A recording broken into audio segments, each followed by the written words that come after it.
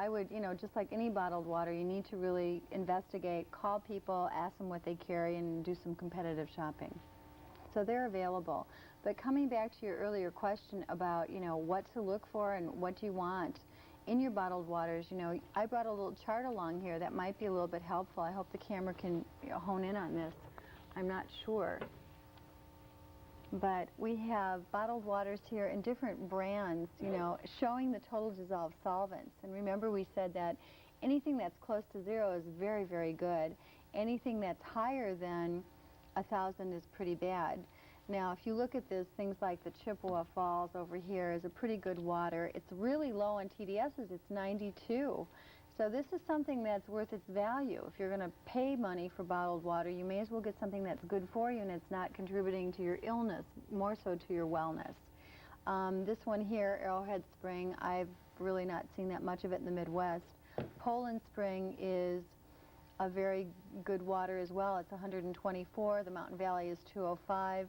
Sparkling Springs is something that's pretty available in almost everyone's offices, and that's 450. So that's starting to climb back up there. Perrier is a bubbly water, and that's 505. Then Crystal Geyser is 590. And the Pellegrino out of Italy, which is in most finer restaurants, would be like 1,180. So that's quite high. Now, you will see, when you look for waters as well, you will see things like processed waters, like Spring Valley or Hinckley & Schmidt, which are processed here in Chicago. That means that they're locally filtered. And filtered isn't necessarily good. Remember, we talked about all water municipalities are filtered waters. So you don't actually get what you think you're getting in some of these bottled waters. The interesting thing right now is that there are over 700 different chemicals or problem garbage things or solvents that can be found in waters. And there is actually no FDA regulation for waters. It's governed under the FDA of our government as a food, but it's not really a food. I mean, according to the EPA, it really needs to be classified as something other than a food, and or it needs to have some label restrictions or guidelines for manufacturers. Right now, Jody, if you and I wanted to go into business, we could go out, take our hose, and put some water in a bottle, and bottle it and sell it. And that's perfectly legal. As bottled water. Yes, it is. Isn't that amazing? So, how is anyone to know? You really need, the only guideline that's really safe to go by, I think, for people is if it doesn't list a TDS, I say don't buy it because they're not proud of it. Again, it may be a spring water and you think, well, it comes out of the earth, it goes through the filtration system, and because it goes through the earth, it should be better for me because it hasn't been tampered with or filtered or deionized or carbon activated, treated, or things like that. But some things that come out of the earth, depending on the area that it comes out of in the earth or in the country, and depending on the spill off and the fall off, can be very polluted and have lots of total dissolved solids. So you need to make sure that you look for that TDS on the label and that the TDS is less than 500. And you also want to look for the difference of purified as opposed to filtered. Right. It's something as consumers that we should lobby for right. within our local government. Right. Things like distilled water, I get calls all the time, people going, should I drink distilled water? And I'm like, well, distilled is simply, a filtered tap water. That's all it is.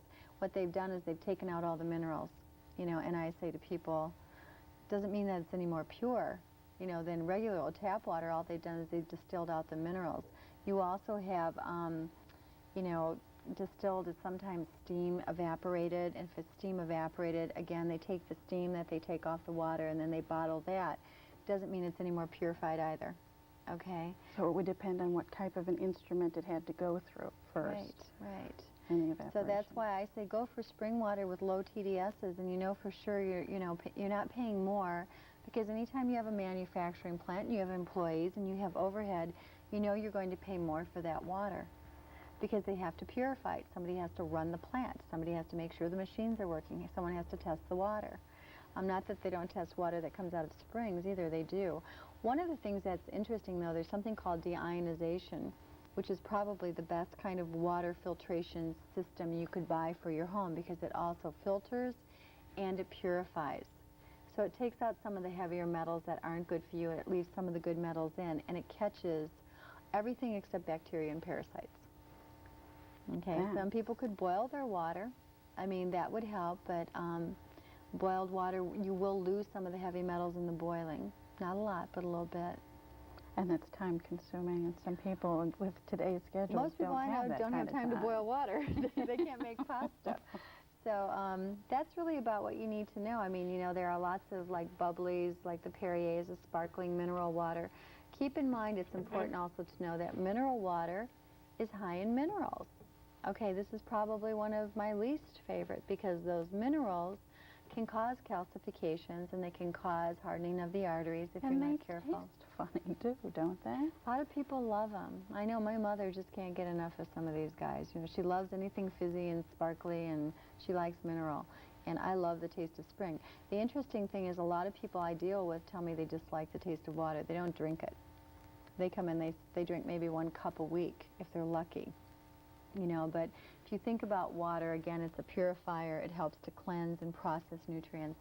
You must have it present. Otherwise, you know, your body isn't going to operate very well. I mean, I tell people, look around you at people who are really thin, and 9 times out of 10, they're real big water drinkers and they're slow eaters, those two.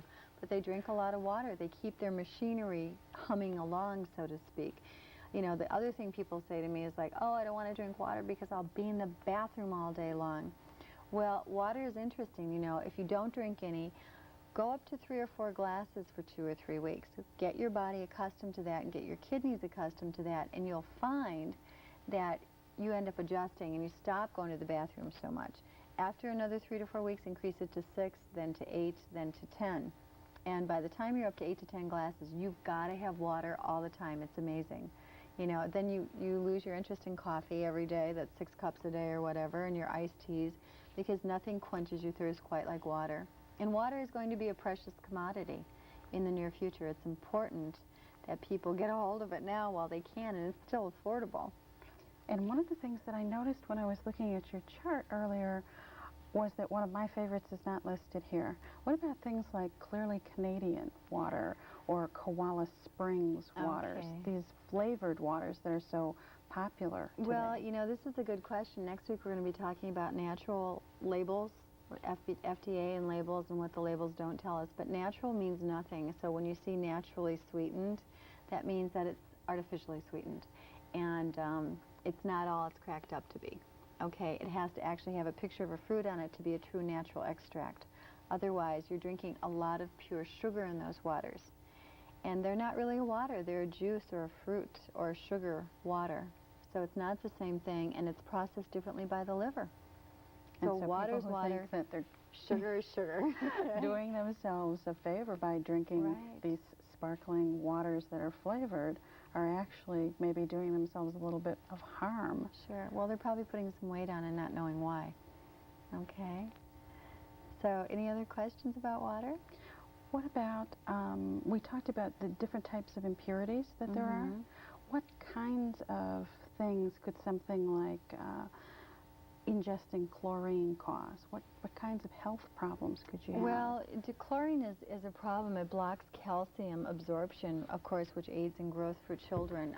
If you look at things like fluoride, it's been known to be linked with Down syndrome.